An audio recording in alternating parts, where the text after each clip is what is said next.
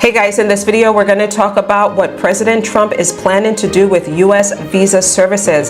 Guys, they are planning to cripple the services. I do this for the poor, I do this for the less fortunate. Justice now when I need them beaten. Justice now when I need them beaten. Justice now when I need them beaten. Justice now when I need them beaten. Justice now when I need them beaten. Justice now when I need them beaten. Mr. Justice now when I need them beaten.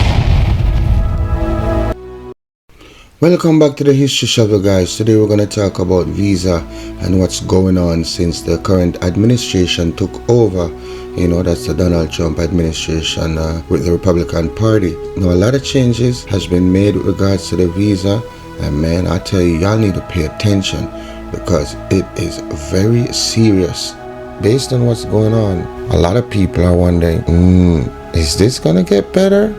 Are we pushing away our allies into the bosoms of our enemies? And with the workforce now, with the immigration populace decreasing, especially the ones who are working hard, who's going to tend to the crops? Who's going to harvest the crops to feed us, you know? And now with the visa situation, they're making a lot of mandates. So I just want you to watch this clip, man, and I'll jump right back in. Hey guys, in this video we're going to talk about what President Trump is planning to do with U.S. visa services. Guys, they are planning to cripple the services globally. Watch this video all the way until the end to get the details about the executive order that President Trump signed on February 12th that is going to have huge implications for U.S. visa services going forward. Before you leave here today, guys, don't forget to subscribe to this channel and hit that notification bell so that you'll be the first to get notice of these videos each week. Now let's get into it. In January, guys, the president signed an executive order which said that they are going to conduct a review of all visa programs and they will come back with changes, reforms to those visa programs. We also know that they're going through an evaluation process currently to determine which countries they should add to a travel ban list to suspend the entry into the United States of foreigners from certain countries.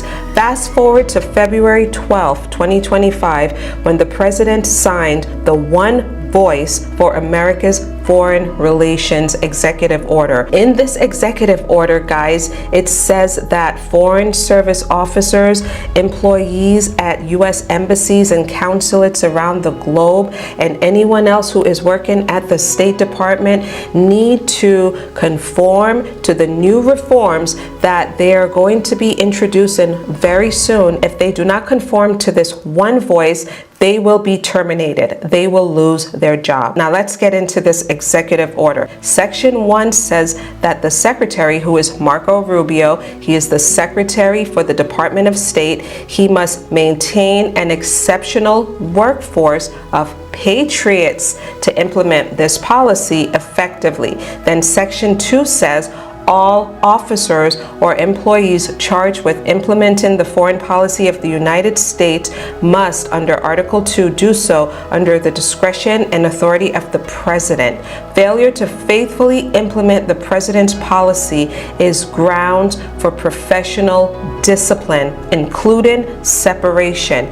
The personnel procedures of executive departments and agencies charged with implementing the President's foreign policy must therefore provide an effective and efficient means for ensuring that officers and employees faithfully implement the President's policies. What she's basically saying is the president has a whole new executive orders that he has signed already, and it's not looking good, man, especially for the green card holders. Yo, there's a lot of stipulations. You just got to keep up to date with this channel. I promise you, I will be giving you updates. History Shovel, make sure you subscribe, man, because it is hard keeping up. There's so much, and I have videos I'm gonna do on the deportation and some other things that's going on with the green card issues and all that, and I need y'all to watch this channel, man. Watch this channel, because with the visas now, you can't just go to the embassy. Okay, a lot of people probably have appointments and paid their money. Now you're gonna have to wait a long time. You might not even get a call.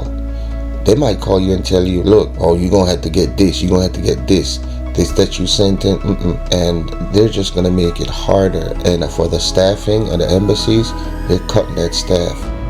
Now, somebody got to do the job. There's gonna be an overload of work. There's already a backlog, so those backlogs ain't gonna get checked.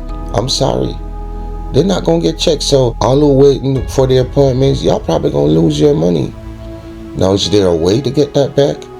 Y'all got to follow this channel. I'll find out and I'll tell you.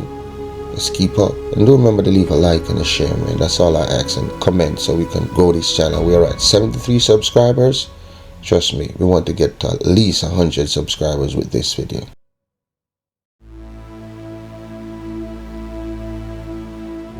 Section 2, guys, says that if you do not conform to this one voice from the White House, you will be disciplined, including termination. You will be fired. What they're doing here is setting the stage for, obviously, layoffs of the workforce at the Department of State and U.S. embassies and consulates across the globe. Section 4 says, when the Secretary concludes that a member of the Foreign Service, a civil service employee, or other staff has demonstrated performance or conduct that warrants a personnel action, the Secretary shall, with respect to officials appointed by the Secretary or others within the Department, take appropriate action subject to the supervision of the President, and shall, with respect to officials appointed by the President, preliminarily determine whether to refer such a matter for the President's consideration. Such preliminary determination shall be made in the Secretary's sole and exclusive discretion. This is a very fancy way of saying that everyone needs to line up to the President's mission, to the President's agenda, to the President's directive under this one voice. Again, one voice. It doesn't matter how many years you've been with the department. It doesn't matter how much experience you have in the field and you know your base or the country that you've been assigned to. You know it inside out. You are the best of the best in the field as it relates to foreign service or consular services. It doesn't matter what your background is or what you think. You've got to conform to the one voice that is coming from the White House. Under Section 5, guys, it also talks about the fact that they're going to be looking at all of the policy manuals and handbooks to revise them, and in some cases, potentially getting rid of them. It says, in implementing the reforms identified in this section, the Secretary shall revise or replace the Foreign Affairs Manual and direct subordinate agencies to remove, amend, or replace any handbooks, procedures, or guidance. This is serious. Let's take a little step back. The Foreign Affairs Manual, friends, it is a comprehensive and authoritative source for the department's organization, structures, policies, and procedures that govern the operations of the State Department, the Foreign Service, and other federal agencies. It's typically called the FAM, okay, FAM for short, and it governs everything. It covers personnel issues, it covers consular affairs, it covers visas, guys, how they issue visas, what things they should consider when they're issuing visas, who gets a visa, who does not get a visa. Everything related to visa issuance process is outlined in this manual. This manual also covers everything else related to the Department of State, including its programs, its practices, logistics, diplomatic, security, legal, and political affairs, everything. This executive order, friends, say that the White House will be revising or replace the Foreign Affairs Manual. They're about to revamp everything.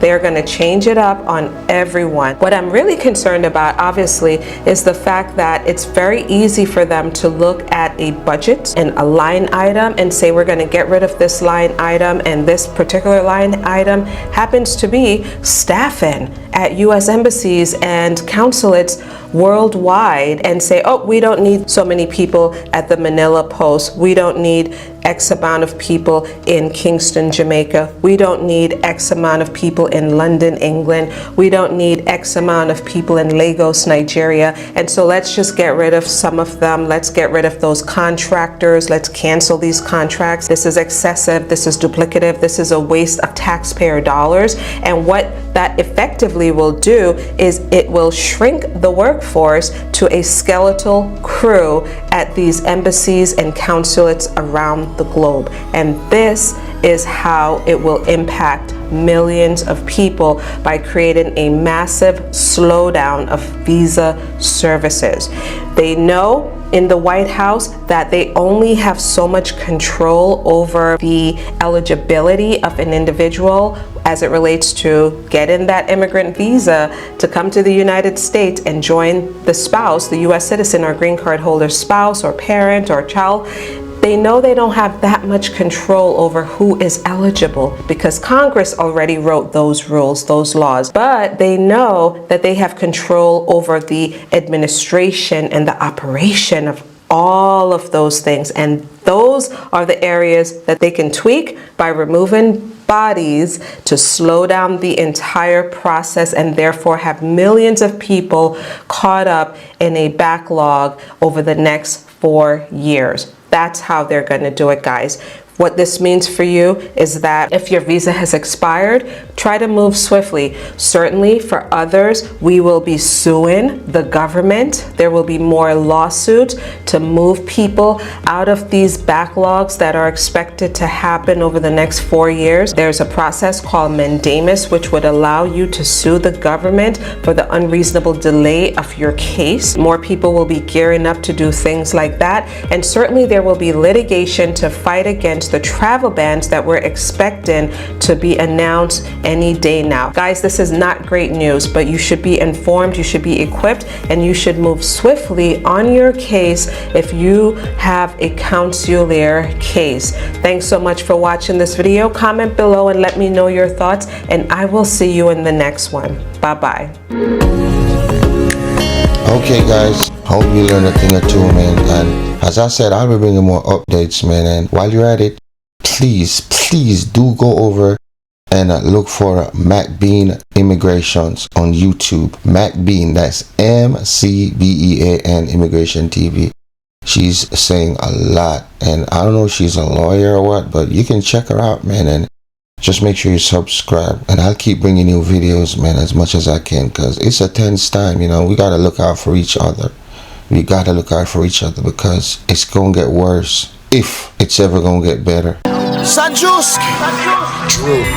Cause I do this for the poor, I do this for the less fortunate. Justice now when I need them beaten. Justice now when I need them beaten. Justice now when I need them beaten. Justice now when I need them beaten. Justice now when I need them beaten. Justice now when I need them beaten. Mr. Justice now when I need them beaten.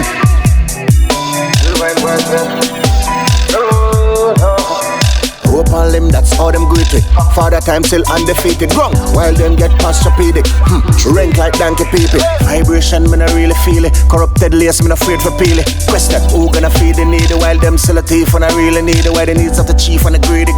Leaders a meet, I forget for feed we. Rat them really love the cheese and season. Tan bad till them end up badly beaten.